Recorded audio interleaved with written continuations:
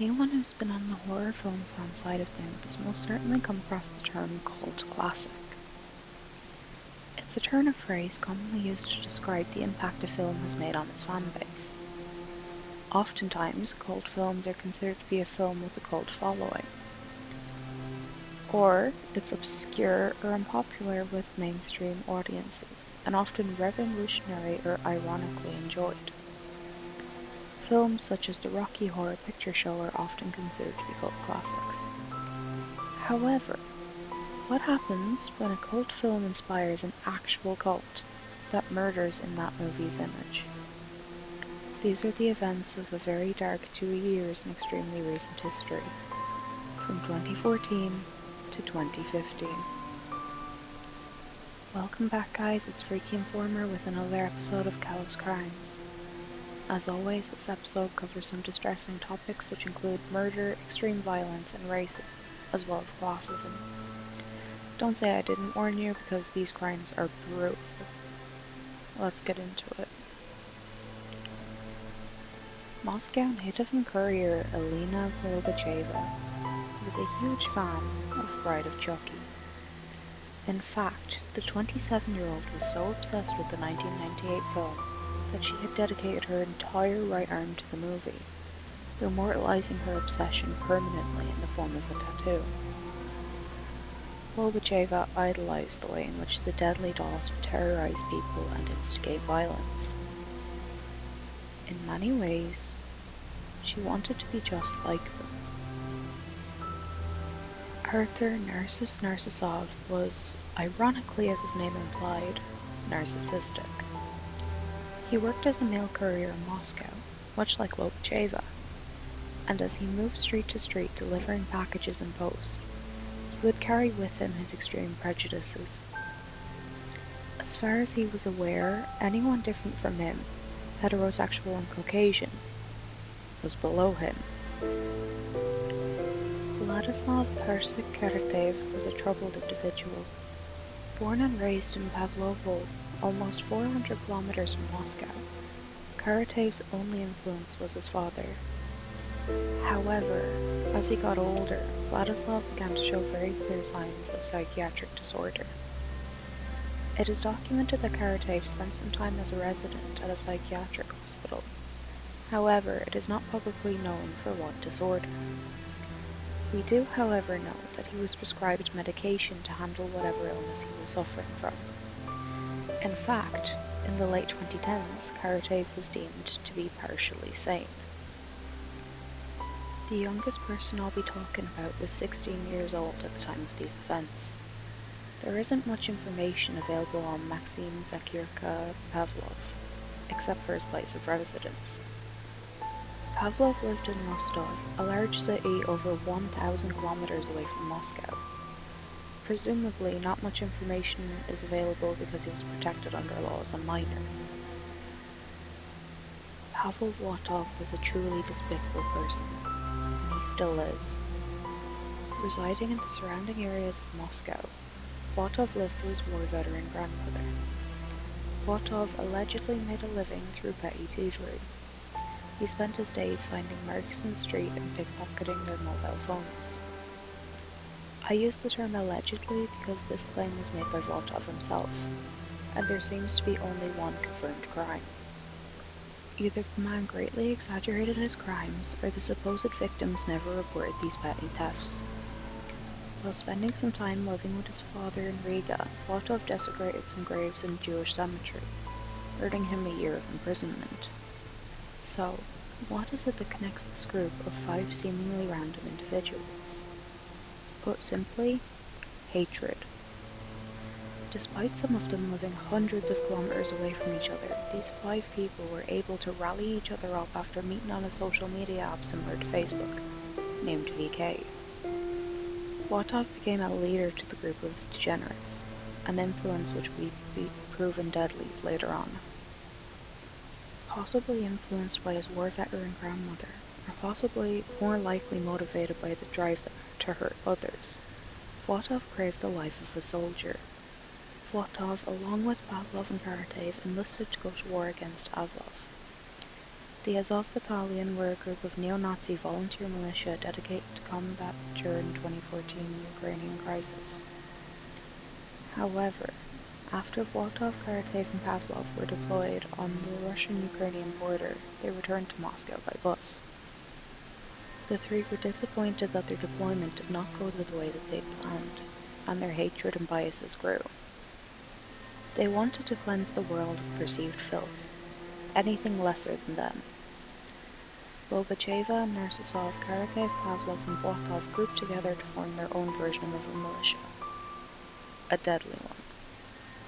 Together, the five formed a division they named Sanator 88, to sanitize 88, with 88 standing for two H's. Heil Hitler. Otherwise known as the Cleaners, Sanator 88 pledged to remove anything they viewed to be lesser than them. The five would go on to murder 15 innocents, permanently erasing the perceived scum from the earth. This abhorrent group met in far-right forums on the aforementioned VK. The five kept in contact on the social media platform, with Vlotov assigning everyone a role and nickname. Vlotov was very much the vile leader of this gang of cleaners, and his orders were taken as law within the group of five. The controller demanded many atrocities, which his evil crew were only too happy to carry out.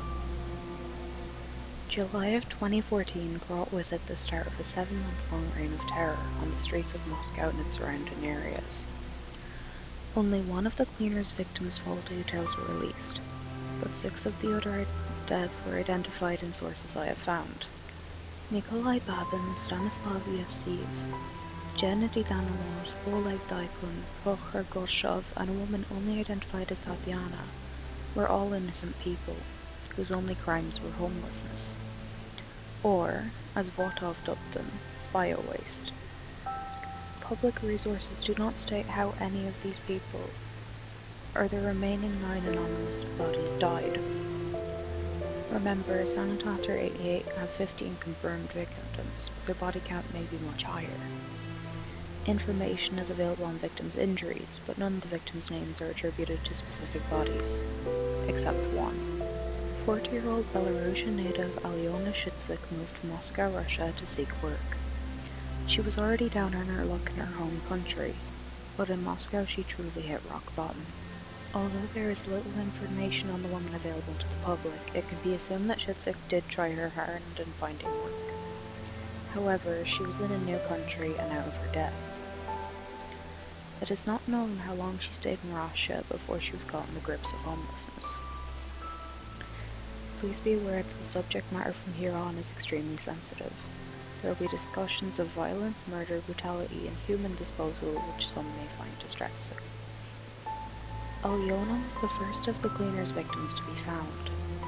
In the darkness of an unspecified July night, Ms. Shitzik was lured into the Moscow-Belarusky railway station and ruthlessly attacked.